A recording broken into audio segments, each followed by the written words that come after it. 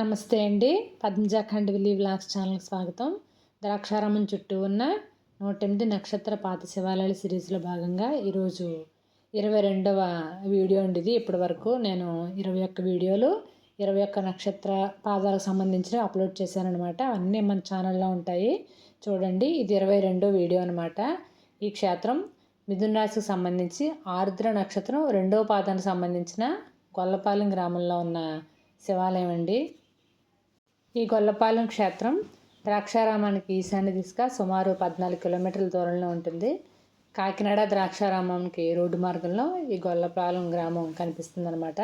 ఈ గొల్లపాలెంలో శ్రీ బాలా త్రిపుర సుందరి సమేత గోకర్ణేశ్వర స్వామి వారుగా మనకి స్వామి దర్శనమిస్తారు. ఇక్కడ స్వామి ఆరుద్ర నక్షత్రం 2వ పాదానికి సంబంధించిన స్వామిగా ప్రసిద్ధి చెందారనమాట. ఆరుద్ర నక్షత్రం జన్మ నక్షత్రమైన లేదా పేరు ప్రకారంగా చూసుకునే నామనక్షత్రం అయినా సరే 2వ పాదానికి సంబంధించిన వాళ్ళు ఇక్కడ దర్శనం చేసుకుంటే వాళ్ళకున్న గ్రహదోషాలు పోతాయని ప్రతీతి అండి. ఈ గొల్లపాలెం క్షేత్రంలో ఉన్న శ్రీ బాలా త్రిపుర సుందరి సమేత గోకర్ణేశ్వర స్వామి ఆలయం చాలా ప్రాచీనమైనదనమాట. కాలక్రమంలో మళ్ళీ ఆలయాన్ని తిరిగి నిర్మించడం జరిగింది. ఈ ఆలయ ప్రాంగణం చాలా విశాలంగా ఉంటుంది. ఈ ఆలయ ప్రాంగణంలో రావి చెట్టు, ధ్వజస్తంభం, ప్రధానాలయం, చండీశ్వరుడు మరియు అయ్యప్ప స్వామి, సుబ్రహ్మణ్య స్వామి వారి ఉపాలయాలు ఉంటాయన్నమాట. రావి చెట్టు కింద సంతాన రుద్రేశ్వరుడు ఉంటాడు. ప్రధానాలయం తూర్పుముఖంగా ఉంటుందన్నమాట. ఇక్కడ ఈ క్షేత్రానికి ఆంజనేయ స్వామి క్షేత్రపాలకుడు. ముఖమండపంలోనే మనకి ఆంజనేయ స్వామి దర్శనమిస్తారు. అంతరాలయంలో నందీశ్వరుడు, గణపతి స్వామి ఉంటారు. గర్భాలయంలో శ్రీ బాలా త్రిపుర సుందరి సమేత గోకర్ణేశ్వర స్వామి వారి దర్శనం లభిస్తుంది.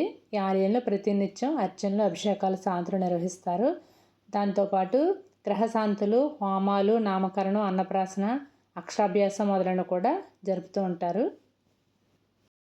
ఆర్ద్ర నక్షత్రం 2వ పాదంలో జన్మించిన శిశువులకి ఏదైనా శాంతులు ఉంటే కూడా ఇక్కడ వారికి అభిషేక శాంతులు చేస్తూ ఉంటారు. ఇక్కడ స్వామివారి కళ్యాణం ఫాల్గుణ శుద్ధ ఏకాదశి నాడు జరుగుతుంది. కార్తీక మాసంలో విశేష పూజలు జరుగుతాయి. అలాగే పౌర్ణమి రోజున జ్వాలాతోరణం కూడా ఉంటుంది. మహాశివరాత్రి నాడు చాలా మంచిగా అభిషేకాలు జరుగుతూ ఉంటాయి. రుద్రహోమం కూడా చేస్తారు. ఇక్కడ అర్ధరాత్రి లింగోద్భవ కార్యక్రమం కూడా జరుపుతారు. ఆరుద్ర నక్షత్రం 2వ పాదం మిథున రాశికి సంబంధించిన పాదం కాబట్టి ఇక్కడ దర్శనం చేసుకున్న తర్వాత హసన్బాద్ గ్రామంలో ఉన్న మిథున రాశికి సంబంధించిన ఆలయాన్ని దర్శించుకొని తర్వాత ద్రాక్షారామ భీమేశ్వరిని దర్శించుకుంటే సంపూర్ణ ఫలితం ఉంటుందని నమ్మకం అండి.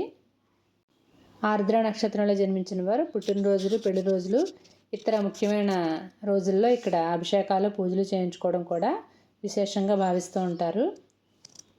వీడియో నచ్చితే తప్పకుండా లైక్ చేయండి. అలాగే ఛానల్కి సబ్స్క్రైబ్ కూడా చేసుకోండి. మళ్ళీ రేపు సాయంత్రం మరో వీడియోతో మీ ముందుకు వస్తానండి. నమస్తే.